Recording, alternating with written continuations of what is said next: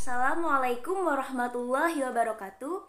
Saya Ida Ayu Lestari, NIM 2. Di sini saya akan meneruskan penjelasan dari Mbak Ani saya mengenai metabolisme karbohidrat pada tahap glikolisis dan oksidasi pirufat.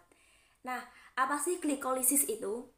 Glikolisis itu merupakan rute utama metabolisme karbohidrat yang merupakan jalur metabolisme glukosa atau glikogen yang akan menjadi pirufat dan laktat yang terdapat di sitosol pada semua sel mamalia. Fungsinya pada keadaan anaerob itu dengan membentuk kembali NAD+ yang teroksidasi. Itu tuh diperlukan dalam reaksi gliseraldehida 2-fosfat dehidrogenase. Nah, dengan mereduksi pirufat menjadi laktat. Glikolisis dapat berfungsi pada keadaan anaerob itu. Pada tahap awal penelitian tentang glikolisis disadari bahwa fermentasi di ragi serupa dengan penguraian glikogen di otot.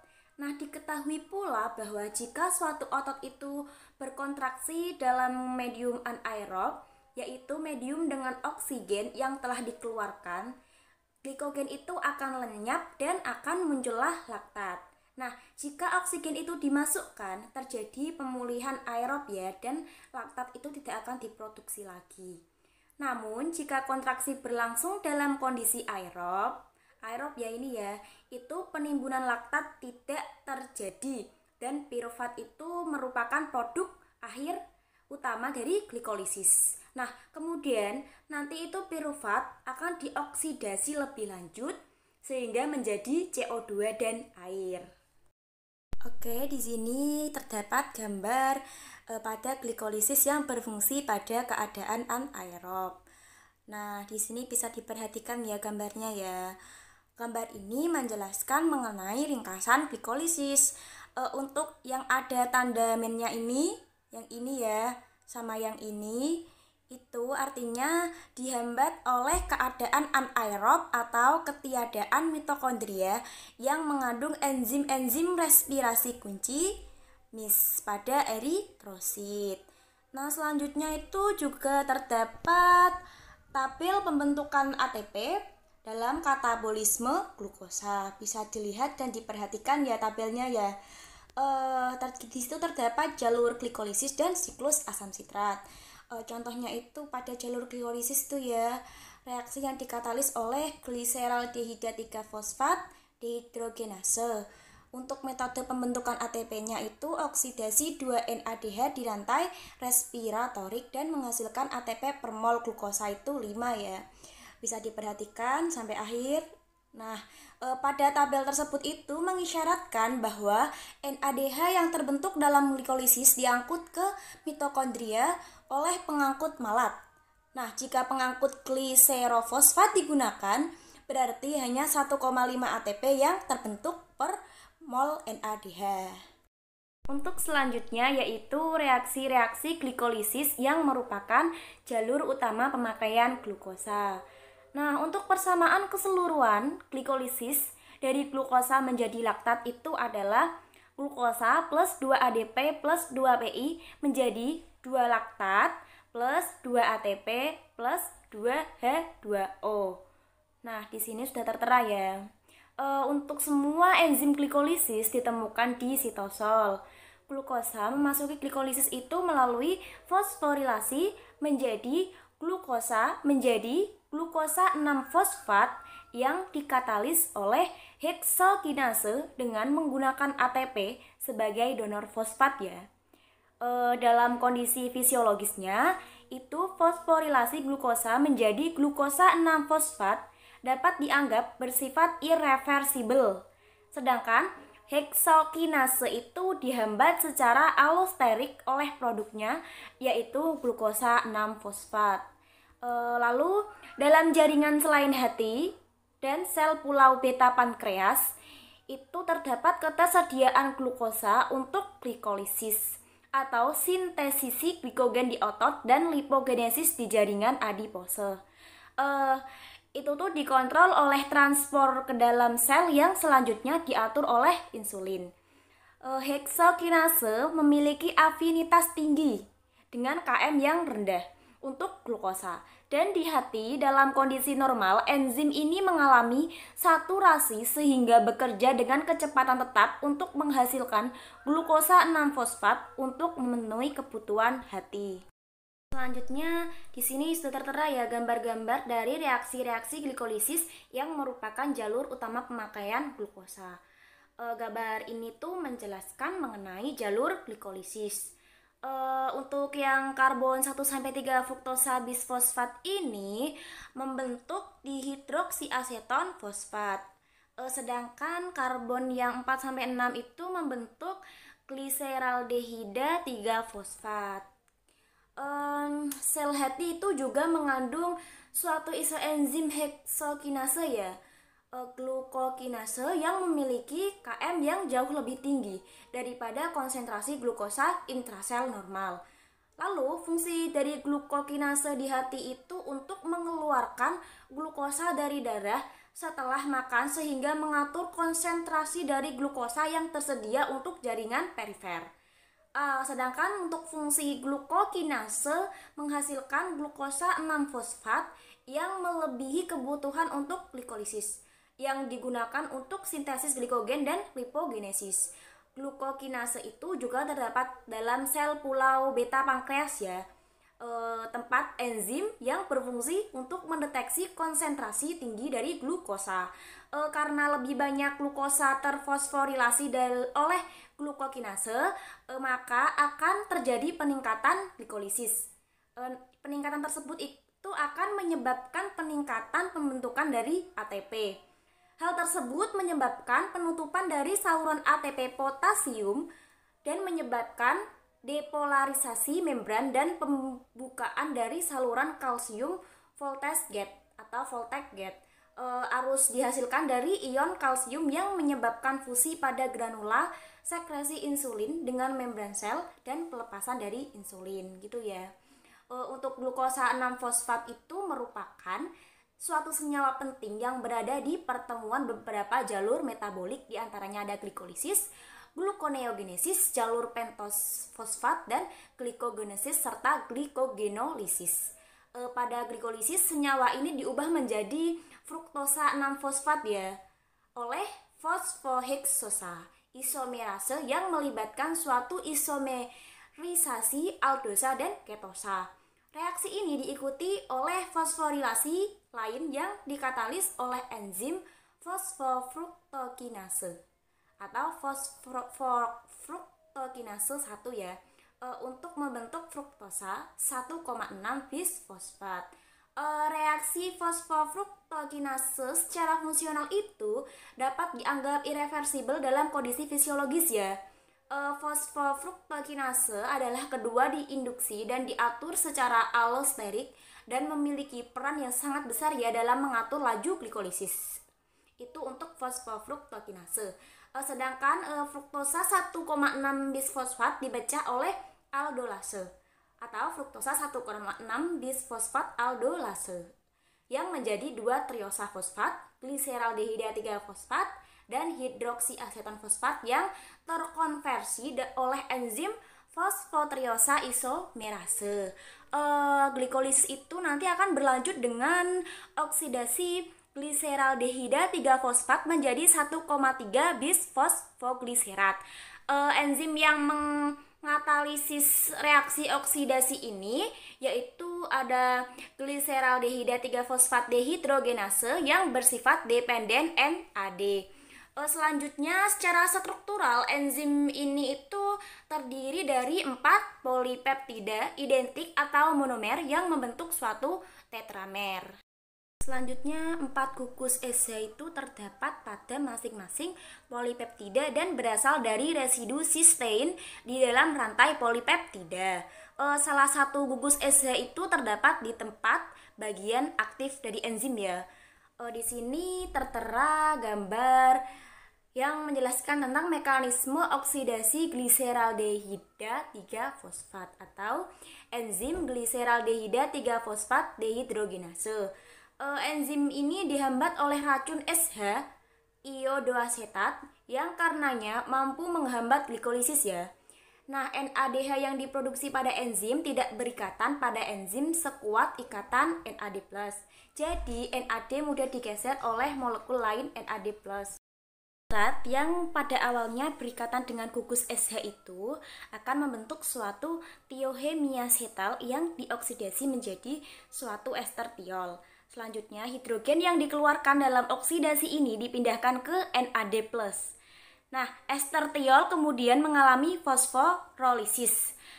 Fosfor anorganik Pi ditambahkan yang membentuk 1,3 bisfosfogliserat dan gugus SH direkonstitusi. Lalu dalam reaksi berikutnya yang dikatalisis oleh fosfogliserat kinase itu fosfat dipindahkan dari 1,3 bisfosfogliserat ke ADP. Lalu membentuk ATP atau fosforilasi tingkat substrat ya, biasanya disebutnya itu, dan 3 fosfogliserat. Sejak 2 molekul dari triosa fosfat terbentuk per molekul pada glukosa menjadi glikolisis. 2 molekul ATP per molekul glukosa yang mengalami glikolisis.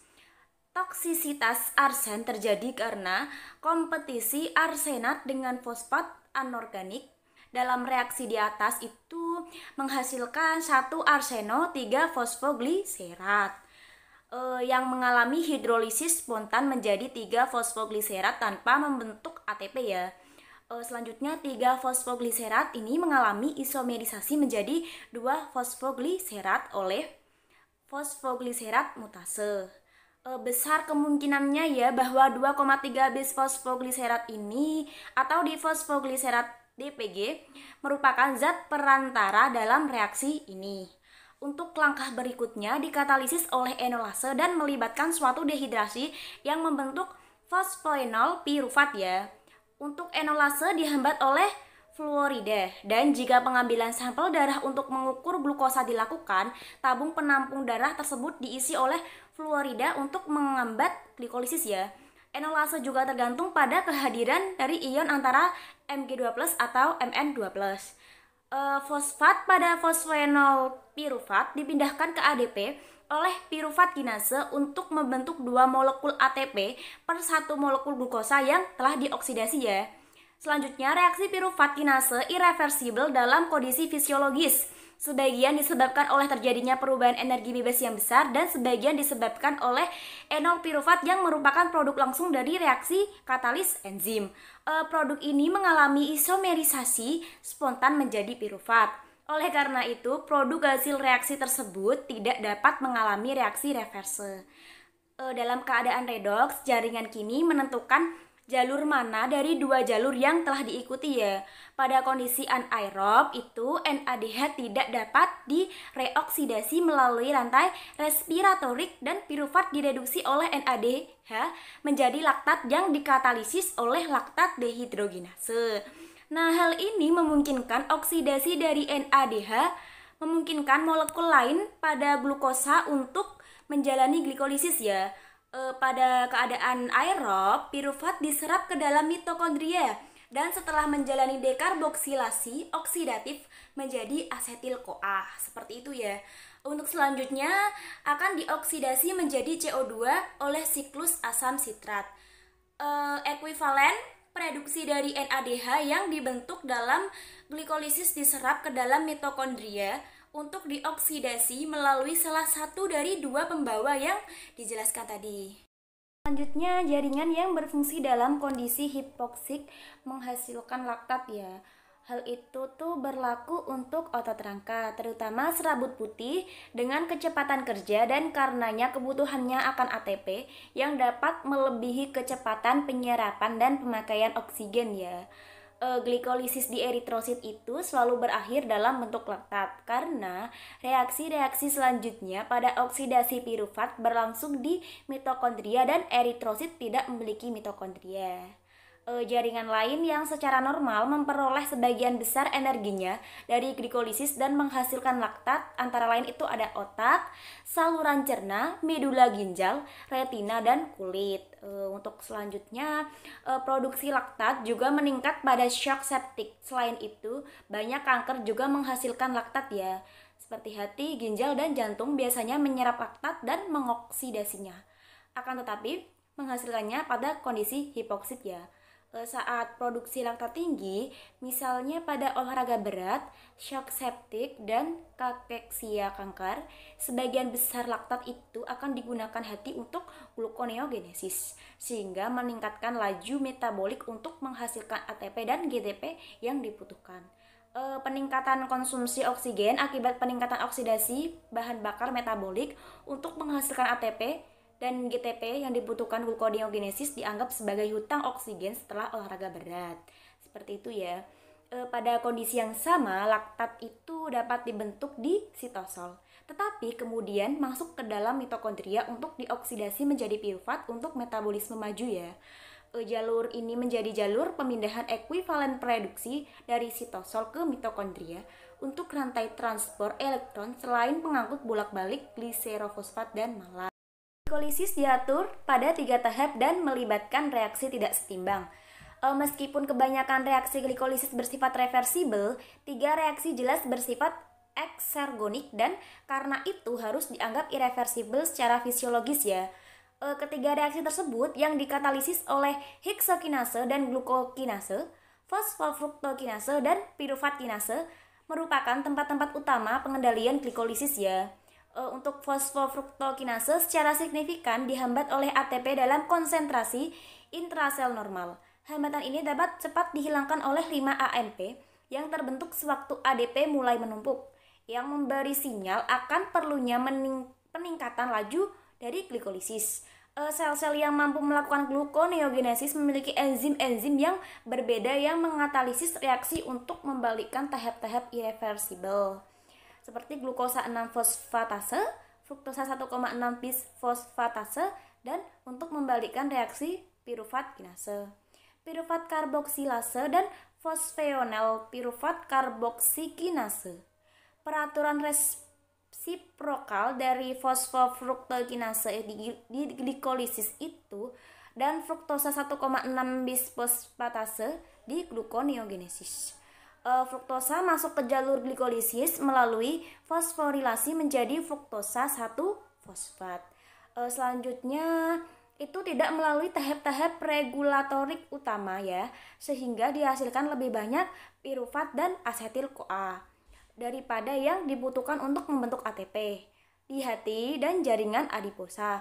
Hal tersebut menyebabkan peningkatan lipogenesis dan tingginya asupan fruktosa berperan menyebabkan obesitas. Pada glikolisis diatur di 3 tahap dan melibatkan reaksi tidak setimbang.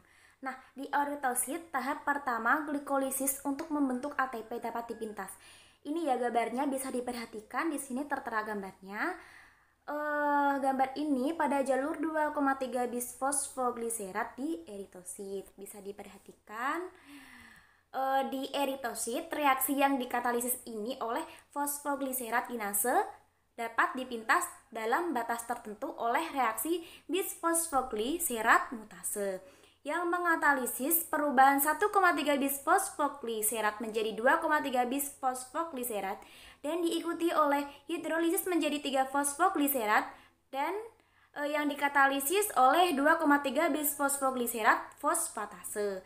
Tadi ya pada gambar ini ya, jalur alternatif ini tidak menghasilkan ATP dari glikolisis, melainkan jalur ini itu berfungsi menyediakan 2,3 bis fosfogliserat yang diberikatan dengan hemoglobin ya, dan menurunkan afinitasnya terhadap oksigen sehingga oksigen itu lebih mudah disalurkan ke jaringan.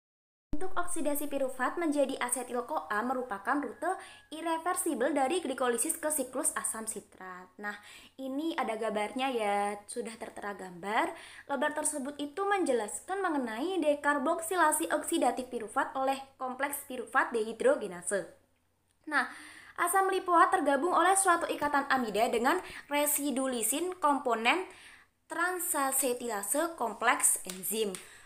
Zat tersebut membentuk lengan panjang yang fleksibel ya, sehingga gugus prostetik asam lipoat dapat berputar secara sekuensial antara bagian aktif dari masing-masing enzim pada kompleks tersebut. FAD, flavin, adenin, dinukleotida, NAD+, nikotinamida, adenin, dinukleotida, TDP, dan tiamin difosfat. Untuk selanjutnya, pirufat yang terbentuk di sitosol itu diangkut ke dalam mitokondria oleh satu simporter proton ya. Di dalam mitokondria, pirufat mengalami dekarboksilasi oksidatif menjadi asetil-CoA oleh suatu kompleks multienzim yang terdapat di membran dalam mitokondria. Kompleks pirufat dehidrogenase ini analog dengan kompleks alfa ketoglutarat ya. Dehidrogenase pada siklus asam sitrat. Pirufat mengalami dekarboksilasi oleh komponen pirufat dehidrogenase pada kompleks enzim tersebut menjadi turunan hidroksietil cincin tiazol tiamin difosfat yang terikat dengan enzim ya, yang kemudian bereaksi dengan lipoamida yang teroksidasi, yakni gugus prostetik. Pada dihidrolipoil transasetilase untuk membentuk asetil lipoamida pada gambar yang tadi ini ya, itu tuh tiamin merupakan vitamin B1 dan jika jumlahnya kurang maka metabolisme glukosa akan terganggu dan mungkin akan terjadi asidosis laktat dan pirufat yang signifikan ya, yang dapat mengancam nyawa. Asetil lipoamida itu bereaksi dengan koenzim A yang membentuk asetil CoA dan lipoamidanya itu tereduksi. Reaksi ini tuntas jika lipoamida yang tereduksi tersebut direoksidasi oleh suatu flavoprotein, yakni dihidrolipoil dehidrogenase yang mengandung FAD. Dan akhirnya flavoprotein tereduksi mengalami oksidasi oleh NAD+ ya, yang kemudian memindahkan ekuivalen pereduksi ke rantai respiratorik. Reaksi keseluruhannya yaitu ini ya, sebagai berikut sudah tertera, yaitu pirufat plus NAD+ plus CoA yang menjadi asetil CoA plus NADH plus H plus CO2. Untuk selanjutnya, kompleks pirufat dehidrogenase itu terdiri atas sejumlah rantai polipeptida ya, yang dari masing-masing ketiga enzim komponen dan zat-zat perantaranya tidak berdisosiasi, tetapi tetap terikat oleh enzim. Kompleks enzim semacam ini itu dengan substrat yang dipindahkan dari suatu enzim ke enzim berikutnya, yang meningkatkan laju reaksi dan menghilangkan reaksi-reaksi samping sehingga efisiensi keseluruhannya itu akan meningkat. Selanjutnya, pirufat dihidrogenase diatur oleh inhibisi produk akhir dan modifikasi kovalen. Di sini sudah tertera gambarnya ya. Gambar ini tuh merupakan regulasi pirufat dehidrogenase atau yang disebut dengan PDH. Tanda panah dengan garis berlekuk menunjukkan efek alosterik ya. Ini tanda panah dengan garis yang berlekuk ini bisa diperhatikan ini. Lalu yang A itu regulasi melalui inhibisi produk akhir. Selanjutnya yang B yaitu regulasi melalui perubahan interkonversi bentuk aktif dan inaktif. Pirufat dehidrogenase itu dihambat oleh produknya yaitu asetil CoA dan NADH. Untuk enzim ini juga diatur melalui fosforilasi ya, atau yang dikatalisis oleh kinase. Pada 3 residu serin komponen pirufat dehidrogenase kompleks multienzim yang menyebabkan penurunan aktivitas enzim dan melalui defosforilasi yang dikatalis oleh fosfatase yang menyebabkan peningkatan aktivitas enzim. Nah, kinase diaktifkan oleh peningkatan rasio ATP atau ADP, asetil CoA atau CoA, dan NADH atau NADH+ ya. Oleh sebab itu, pirufat dehidrogenase dan dengan demikian glikolisis itu dihambat jika tersedia ATP dan jumlahnya yang memadai dan koenzim tereduksi untuk membentuk ATP serta jika asam lemak itu teroksidasi. Dalam keadaan puasa, ketika konsentrasi asam lemak bebas meningkat, terjadi penurunan proporsi enzim tersebut dalam bentuk aktif sehingga karbohidrat itu dihemat. Pada jaringan adipose, tempat glukosa menghasilkan asetil-CoA untuk lipogenesis. Enzim tersebut diaktifkan sebagai respon terhadap insulin. Seperti itu ya. Semoga bisa dipahami, kurang lebihnya mohon maaf. Terima kasih. Selanjutnya akan dijelaskan oleh Mbak Mei.